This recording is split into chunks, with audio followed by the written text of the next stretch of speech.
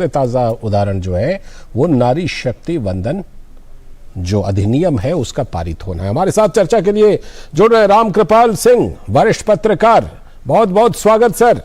और साथ में हमारे साथ संजय के चड्ढा जी हैं जो कि एडवोकेट हैं सुप्रीम कोर्ट के। बहुत बहुत स्वागत आपका भी संजय जी इस चर्चा में।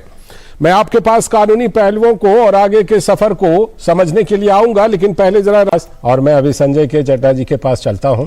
संजय जी, अब इसके आगे का सफर जरा हमें समझाइए कि इसके बाद ये राष्ट्रपति के पास ये विधेयक जाएगा और उसके बाद, क्योंकि ये संविधान संशोधन विधेयक है, तो इसको राज्यों की विधानसभाओं में भी आधे से अधिक राज्यों की विधानसभाओं में इसको पारित कराना होगा।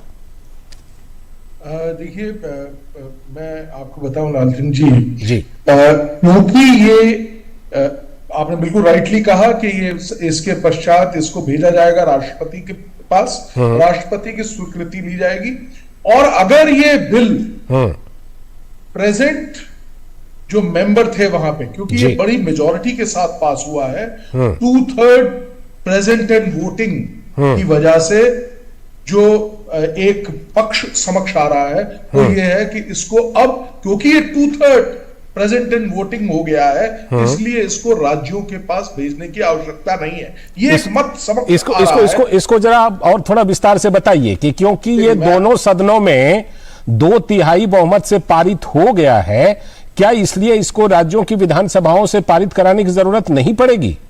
यही मैंने कहा। अब मैं एग्जाम्पल आपको दे रहा हूं जीएसटी का। जीएसटी का बिल इससे पहले हुआ था पास, उसमें हमने देखा था कि वो राज्यों के पास भी भेजा गया था और राज्यों ने भी उसको आधे से ज्यादा राज्यों ने अप्रूव किया था, तब वो लॉ बना था। ये पहले की है। और आज के परिप्रेक्ष्य में, क्योंकि देखिए, एक लॉ को पास होने के लिए वैसे मेजॉरिटी की आवश्यकता होती है, 50% of the present and voting, लेकिन अगर वो पास किया जाता है 2/3 मेजॉरिटी के साथ, तो ऐसा है कि उसमें हमको राज्यों के पास भेजने की आवश्यकता नहीं है। दोनों सदन, दोनों लोकसभा और राज्यसभा दोनों ने 2/3 से ज्यादा, सिर्फ 2 या 3 मेंबर्स थे जिन्होंने, वो भी सिर्फ लोकसभा में। ठीक है, मैं इसके बाद मैं इसके बाद आपके पास आऊंगा और खासतौर पर आपके साथ जनगणना और जो परिसीमन होना है, डिलिमिटेशन वाला जो मामला है, उस पर भी आपसे बात करूंगा। फिलहाल वक्त है एक ब्रेक आता हूं, उससे पहले एक छोटी सी बात मैं जो मिस हो गया वो बहुत ही आवश्यक है। देखिए क्या है, क्यों नहीं इसको स्टेट्स के पास भेजना, उसका मुख्य कारण तो वो मैंने आपको एक बताया। एक कारण वो था, जो मुख्य कारण है वो ये है कि इससे कोई रिप्रेजेंटेशन में इफेक्ट नहीं पड़ रहा है। इस वजह से, मतलब पहले इतनी सीट्स आनी थी, रिप्रेजेंटेशन ऑफ स्टेट्स पे फर्क नहीं है।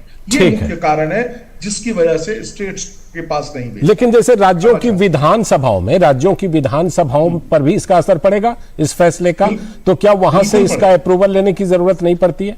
जी, मैंने इसलिए कहा कि रिप्रेजेंटेशन जो इसका मेजर इम्पैक्ट है, वो कब आवश्यकता पड़ती, अगर महिला चुने या पुरुष चुने, इससे क्या फर्क पड़ रहा है? आप कह रहे हैं कि जब संख्या बदलती तब जाकर पड़ता। जी, ठीक है, यही मेरा ठीक। लौटता हूं, मैं सीधे संजय जी का रुख करता हूं। संजय जी, जिस बात की हम चर्चा कर रहे थे, एक बात तो आपने बिल्कुल साफ कह दी कि देखिए, इसको विधानसभाओं से पारित कराने की जरूरत राज्यों से नहीं पड़ेगी, लेकिन जो जनगणना और परिसीमन वाला पहलू है, उसको लेकर आगे अब इस कानून के साथ क्या होना है, कैसे ये आगे बढ़ेगा? देखिए, जैसा कि कहा गया है, एक्ट में भी प्रोवाइड किया गया है कि ये 2029 से एप्लीकेबल होगा। इस बीच, जैसा हम सब जानते हैं, कोरोना की वजह से जनसंख्या नहीं हो पाई, तो उसके प्रति भी प्रतिबद्धता इससे जागृत होती है कि मुझे लगता है कि आने वाले समय में, जो कि उसका कोई भी डेट निर्धारित नहीं है, लेकिन प्रतिबद्धता दिखती है कि जरूर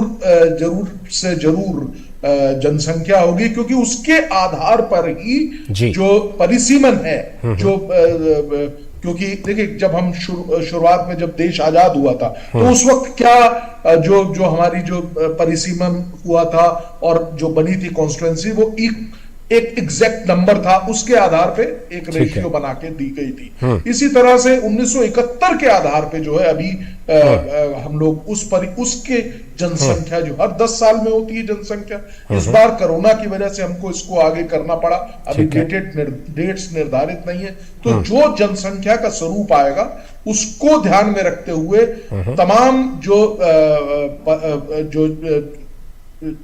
अपनी सीटों की संख्या है, उनका निर्धारण किया जाएगा कि इस कॉन्स्टिट्यूएंसी में कितने। ठीक है, क्योंकि निश्चित तौर पे एवरीबडी नोस कि जनसंख्या हमारी बड़ी है और कुछ, क्योंकि वो जैसे अब दिल्ली की जनसंख्या जो है वो इतनी ज्यादा है, क्या वहां पे 7 सीटें, कैसे उसका डिस्ट्रीब्यूशन होगा। Similarly the same rule will be applied pan India. उसी के आधार पे निर्धारण होगा कि अब कितना रिप्रेजेंटेशन कौन से क्षेत्र से होगा। बिल्कुल, अब आगे का सफर यही है। और एक बात मैं फिर से दोहरा देता हूं, संजय जी कह रहे हैं कि इस विधेयक को अब राज्यों के विधानसभाओं से पारित कराने की जरूरत नहीं पड़ेगी। नहीं, जी, उसका कारण है, इसको मैं रिपीट कर रहा हूं। स्पष्ट कारण है, एक मिनट में। कारण यह है कि इससे किसी भी तौर पे रिप्रेजेंटेशन ऑफ पीपल जो हो रहा है, जैसे महिला आए या पुरुष आए, ठीक है, क्योंकि सीट्स तो हमने चेंज नहीं करी है इस विधेयक में, सीट्स तो चेंज नहीं है। चलिए, बहुत बहुत शुक्रिया आपका भी और रामकृपाल सर आपका भी जुड़ने के लिए, इस चर्चा में हिस्सा लेने के लिए।